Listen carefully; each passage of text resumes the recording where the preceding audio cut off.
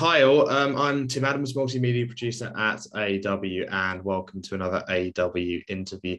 Well, today I'm joined by Keely Hodgkinson, who has had a pretty spectacular summer in 2021. For those of you who don't know, Keely is 19. She won an Olympic 800-meter silver medal in Tokyo, broke Kelly Holmes' British 800-meter record, and is now in the top 30 on the all-time list. Keely, I guess when you're looking at or you're hearing those kind of stats about you now and you're kind of back from Japan, and I know you've got the end of the Diamond League season still to come, but now you've had that kind of time to reflect, I guess, with your friends and family back at home. What are your thoughts on what happened out in Tokyo? Well, to be honest, I don't think I have had time to reflect. Like you said, sometimes I forget that I broke Kelly Holmes' British record. You just reminded me, which is kind of crazy, but it's just literally been, I got home, then I was just back up racing again. So I've honestly not had really much time to myself or to see my family. I don't think I've seen my parents properly in like 6 weeks. So that is probably still to come the next couple of weeks, especially in off season when I can reflect on the season and just think about what's happened. But for now, yeah, it's really nice to hear. So. Because you've got the Diamond League season still to come or to end, of course. How have you, what are your thoughts on that been? Obviously, the jet lag, I guess, must be, was it tough going to America straight after Tokyo? Yeah, definitely. I think you could tell that the Europeans were struggling a little bit as well. Like we were all a bit tired. But it is what it is. I enjoyed it, to be fair. I wasn't expecting too much out of that race because of the traveling. And it's like I came back from Tokyo, just about got over that. And then when 8 hours behind, and then sort of just about got over that for the race. And then the next day I was actually come back to the UK. So yeah, body clock's a bit all over the place, but it is what it is. A lot of us in the same position, so we just got to crack on with it, really. So what are your thoughts on ending the season? Is it, are you looking just to end it with as many quick times as you can, or are you really looking for a kind of a new personal best instead of just a collation of just, 1, 2, 3, 4, 5? I say, I don't know, whatever will be. If the race ends up being a personal best, then I'll take it. If it doesn't, I'm more hoping, especially going into Zurich, just trying to win races, really. This time of the season, everyone's probably sort of hanging on a little bit. You've sort of peaked, trying to carry on that peak to get through the last couple of races. So yeah, I'm enjoying racing them and like not thinking about having to get times because there's no championships this time. So this time of year is actually kind of fun because there's no pressure. You just racing against some of the top girls and just have fun with it.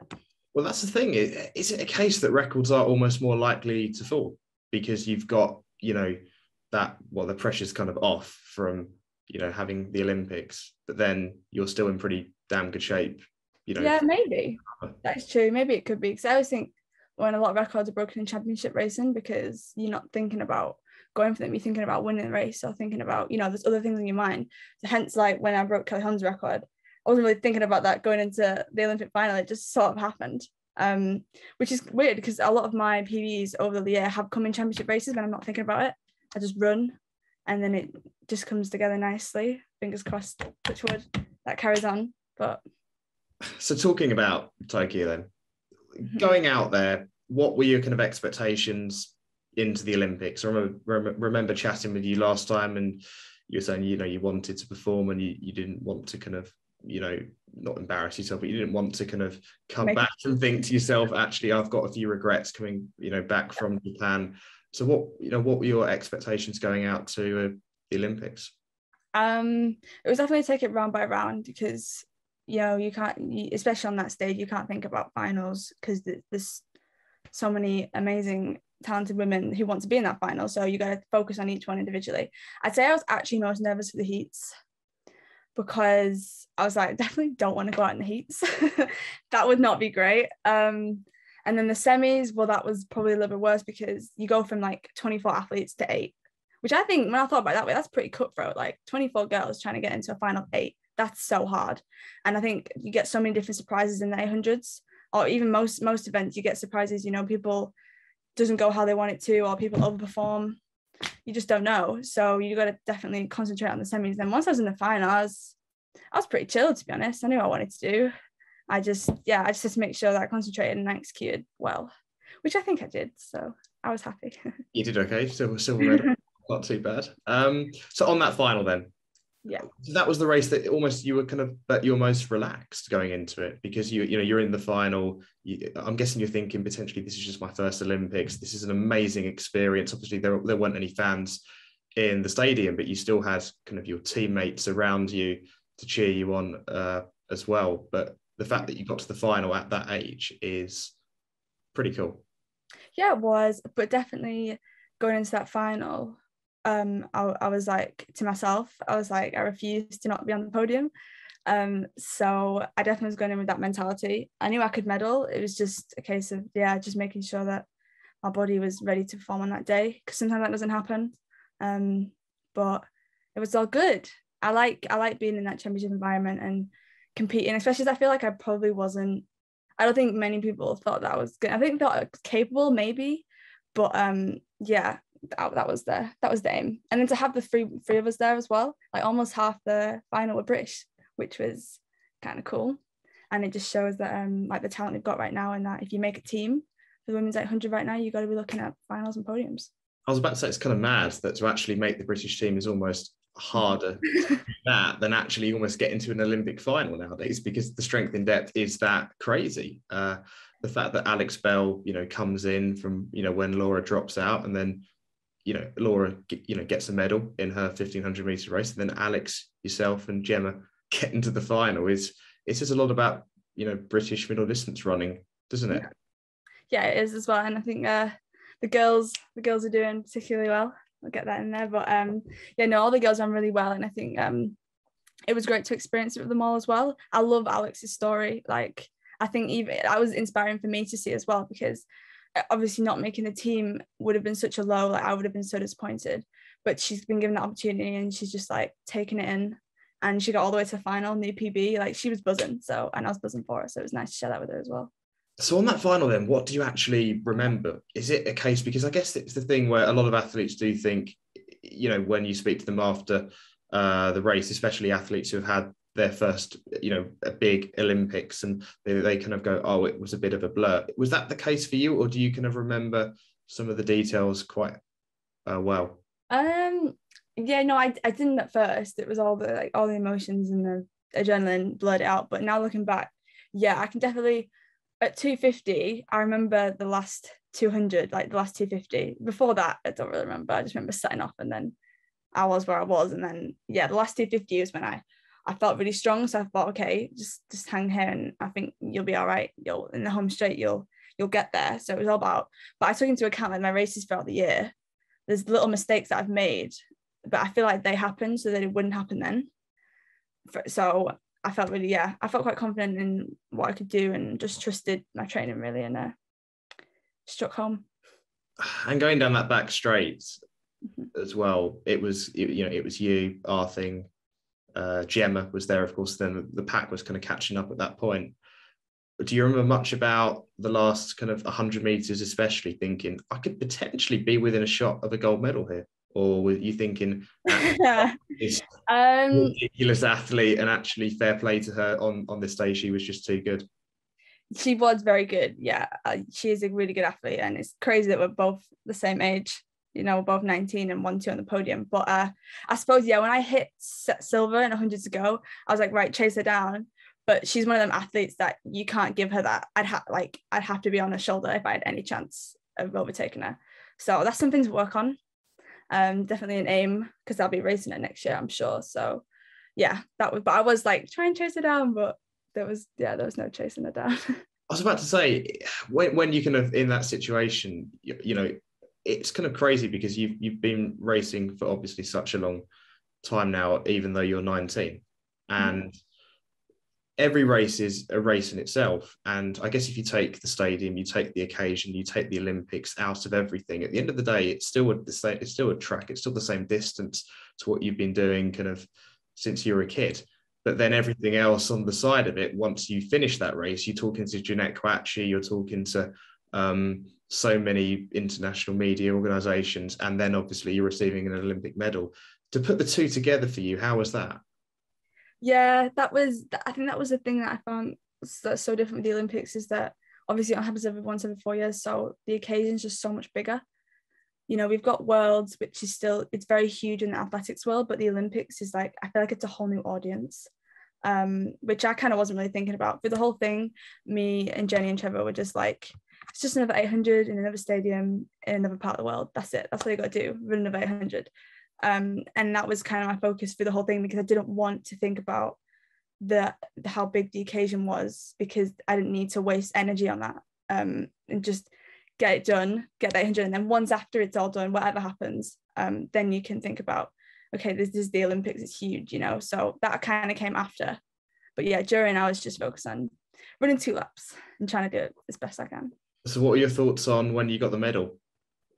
Because my reaction at the end, I knew I could get the medal, and I knew I could actually run that time. I think it was just the two coming together, because I knew within training that if I needed that to run that, I could, but you just don't know what's going to happen in championship races. So, you know, if it was there, then great. If it didn't, then whatever. But yeah, so to put them both together, that's when I was a little bit like, that's kind of mad. So yeah, that's why I was probably quite overwhelmed and shocked. I remember I was chatting with Alex Yee in Lewisham, interviewed him a few weeks ago, and he said to me, the medal is actually so heavy, and I found that out firsthand, and it really is, isn't it? It can weigh your neck down quite a lot. Yeah, I remember I got it, and then I had an interview with Greg after, and I was walking, and I was having to hold it up because it's actually hurting my neck. That's how heavy it was. But it's pretty heavy. When everyone picks it up, they're like, oh. But it's a beautiful medal, definitely one of a kind. I was about to say, what was the reaction to family and friends when they saw you race? You must have had some pretty mega messages from people. You're like, oh, wow, they're actually messaging me. Like, these are... Yeah, I had a couple of Instagram comments which are quite cool. Alicia Dixon, she commented on my Instagram. I had Mo Farah, which is, you know, I've always watched Mo Farah, and I spoke to Jessica Ennis, who was probably, when I was younger, was a big factor in me moving to athletics. So I used to swim, like blah. But yeah, she was, after watching her in gold, so it was really nice to have like some of my childhood heroes kind of congratulating me, which was weird, but it was a really nice feeling as well. And then family and friends, of course. Yeah, well, there's a video somewhere of them watching it and their reaction, because my sister, she doesn't cry, she's like me, and then she's like, as I'm coming down the home straight, her face, she just starts crying, which is hilarious. But yeah, it was really good. I've still not had a chance to properly see them, which I'm sure I will do soon, but yeah, they were really happy for me, and it's just like, my family do so much for me as well and support me, so it was nice to almost not reward them as well, but like to share their moment with them, and them, all their hard work as well has paid off. Have you watched that race back? Is it a case that athletes, I guess it must depend on the athlete, but I guess some athletes would be like, nah, I can't be bothered to look at that again, and actually other athletes would be like, I'm watching that 10 times a day? I've watched it twice now, I think, but then I didn't watch it for a couple of days after, because I think I was just really busy. But yeah, I've watched it twice. It's one of the, I think it's one of the, not to be biased, but it's one of the greatest women's 800 races ever. Just with the times that were ran, and just that, like, everyone was below 158, like below 158 and a half, which is crazy. That's unbelievable. So yeah, it's a really good race to watch and definitely look back on in the future. So almost like as a fan, generally then. Yeah, yeah, a little bit. It must be, it's quite a quick track from what I heard from people who are out there. Did you get the idea that, you know, the bounce on the track was actually pretty, you know, good for quick times? And then I guess kind of the follow-up for that would be Kelly Holmes' British record went, isn't it? And you're the record holder now. Yeah. The what am I saying? The spikes. The track was fast. But no, I can't really tell with these things. I feel like some athletes can. Some people can say, oh yeah, this is a fast track. I can't really tell. All I know is it was hard because my calves were sore after.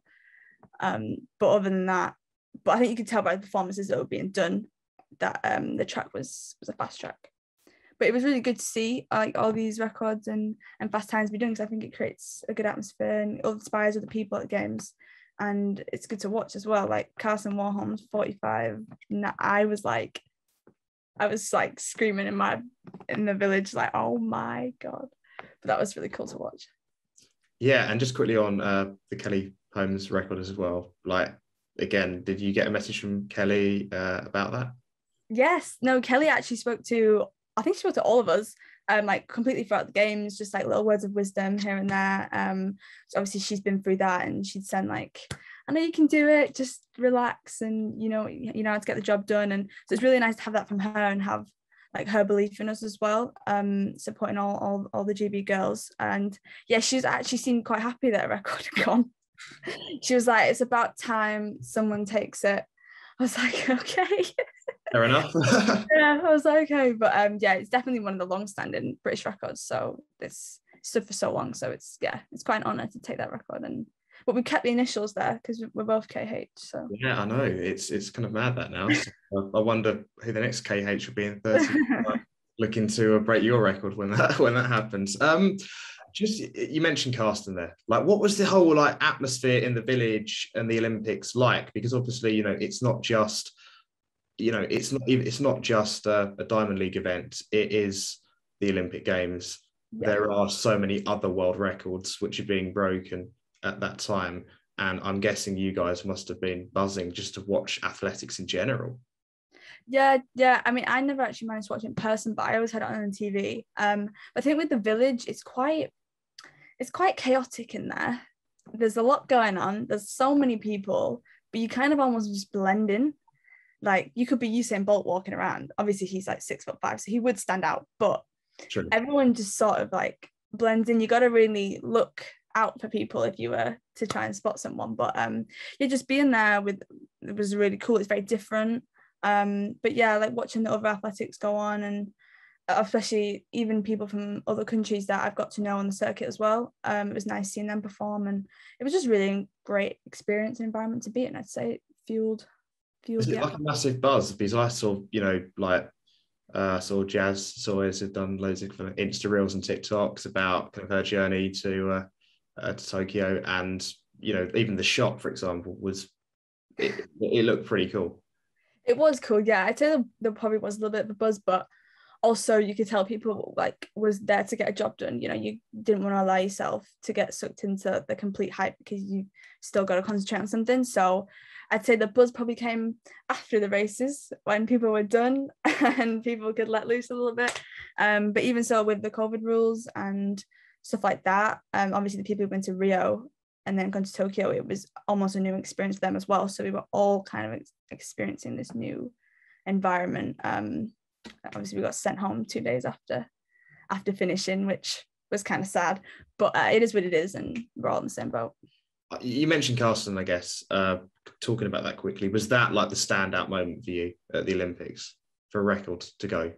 Yeah, I'd say so, because I watched him break the world record in the Oslo Diamond League, and I was like, well, and then he knocked another 0.8 off or something silly like that.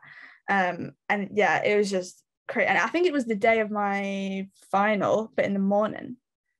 So that was kind of nice to watch, just a really happy moment. And just the whole, even the women's 400 hurdles, there were so many standout performances and so many strong events. Elaine Thompson in the 100 double Olympic champion. It was great to watch.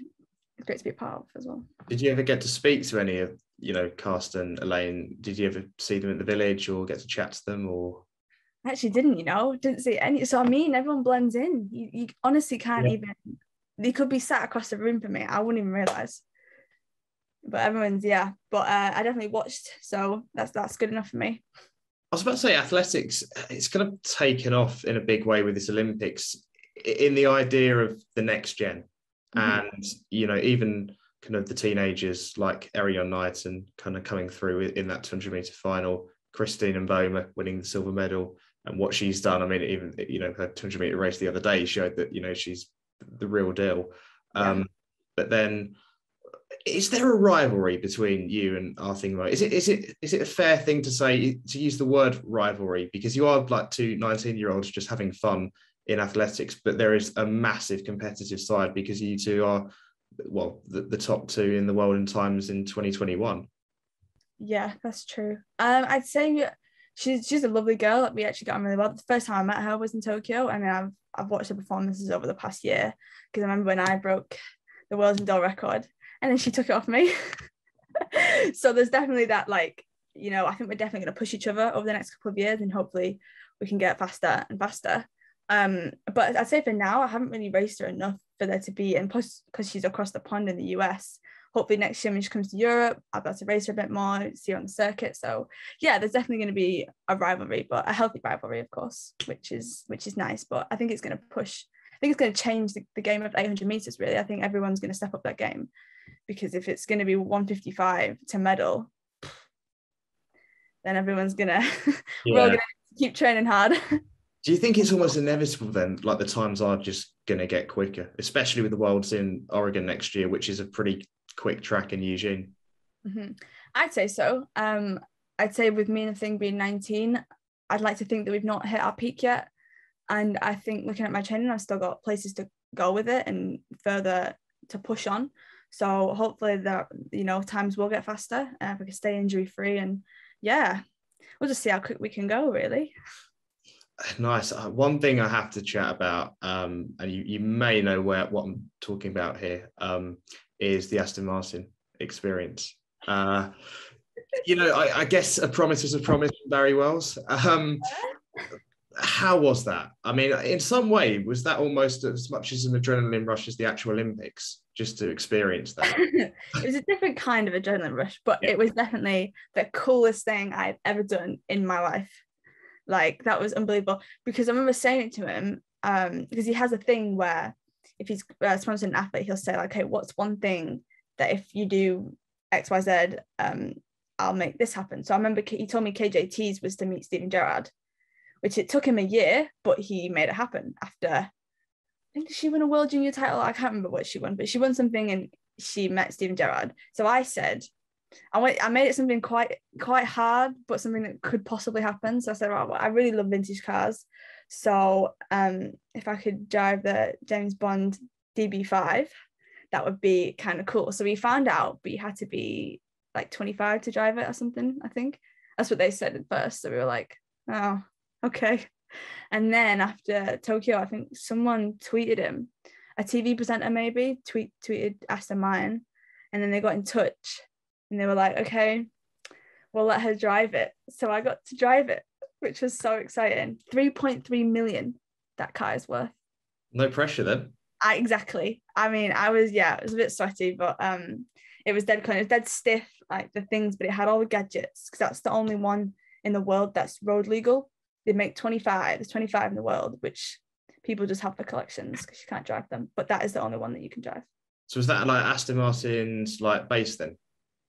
I think it's one of the main bases. Yeah, Milton Keynes. I went all the way down to Milton Keynes. Worth it though. Yeah. So coming out of that, you must have been thinking, "Oh man, this has been an amazing year. I've had the Olympics, the indoors, obviously back in Feb, and now I've had this Aston Martin experience with Crete on the way in the off season." Yes, it's going to be a hard year to top, I'd say. Yeah, no, it was really cool. Dead cool. So looking ahead to next year then, what are your kind of goals and ambitions? Because it's a pretty mega year. I guess COVID's kind of created the situation where you have 3 major championships outdoors and then obviously an indoors in Feb as well. But what are your thoughts ahead of the Worlds, the Europeans, and then obviously a home Commonwealth Games in Birmingham? Yeah, I'm going to do the indoor season. I'm going to do the World Indoors because that's a good event. It's a good thing to do. Finish off the indoor. If I'm going to do indoors, I may as well do the championships and hopefully I'll get there. So that's probably the first aim. And then outdoors, I think for the minute we've said we're going to focus on the Worlds and the Commonwealths. I think he's going to lay it all out in dates because they're very close together. I know that. And I added it up. If you did, including the British champs, the Worlds, the Commies and the Europeans, it's 11 races championship running. Yeah. Which is a lot. That's a lot. So it's going to take planning, I'd say, but it's not impossible. Whether I do Europeans, I guess we'll just see how tiring I am. But yeah, I say this, but you don't know how a year's going to go. So we'll just see what happens and see where it takes me. And if you do well, any of those, have you got another? Is it a Barry Wells kind of? Is it a yearly promise that he does, or is it just a once in a lifetime thing that you could get a Man United experience next year, possibly meet Ronaldo, and then you've got that. If you won the world gold medal in America, picture with Cristiano Ronaldo? Oh, now he's back at United. That's definitely on the list. That'd be pretty cool. I guess looking, kind of finishing off now, but looking towards those champs, is it a case that it is almost two? You're going to pick the best two out of those three then, because there are just so many in that period. Yeah. I know there's some athletes that probably want to do all three, which it probably is possible to do all three if you wanted to. But yeah, I think it just depends how your body is, really. It's a lot. But with the Commonwealth being at home, that's definitely a priority probably over the Europeans, because I want to experience the home crowd that everyone says is so good. And just kind of a last point from me as well. You had a 400 meters recently in Nottingham. How was that? And is that something in your career you potentially could think about going into maybe later on in your career with the 800 meters as well, in certain championships or certain kind of Diamond League races? I think it depends how fast I'd run on it, because to get in the Diamond Leagues with the 400, you kind of got to be 51 low, which is definitely, my aim is to improve my 400 time. And a little side aim is for me to make a 4x4 team one day. I would really like to do that, because I know Jen used to run a couple 4x4s, and I think it'd just be quite fun. But the 400 at the minute in the UK is actually the girls are pretty on fire, so it's not going to be easy at all. But that is a little side eye. Maybe I can make a 4x4 at championship, maybe at the Commonwealth, but a lot of our 400 girls are English, so that doesn't help. I was about to say, that'd be pretty cool. It would be really cool. But I guess we'll just have to see. But yeah, 400, I enjoyed doing the 400s. I really wanted to, there was no reason for me to do a 400 a day. I just kind of fancied trying to, because I knew I could run quicker than what I'd ran earlier in the year. So I kind of wanted to improve that before kind of finishing off my junior career with a faster 400. I guess when you talk about the 4x4, is that maybe because you saw Arthing Mo do what she did in the relay in Tokyo? Because that was a bit of a weird dynamic with the American team, who on paper were outstanding and then actually did deliver it. But a lot of them didn't actually run the 400 meters. So Alison Felix, was really the only one. And then you had Sydney, Delilah, and Arthing. I think that's what's mad. Like the American, they have such depth in like major events, but that their best 4x4 team, 3/4 of them aren't even 400 runners, which is crazy. But yeah, and Arthing is very good, very, very good at the 400s. And I feel like, I'm going to need to improve my 400 if I want to get close to her. But I think it'd just be quite fun to do. And I've never done one. So I'm looking to maybe, I mentioned this to Trevor, whether he agrees, but maybe under 23s 1 year, try and do 400 there. But I guess we'll just see what happens.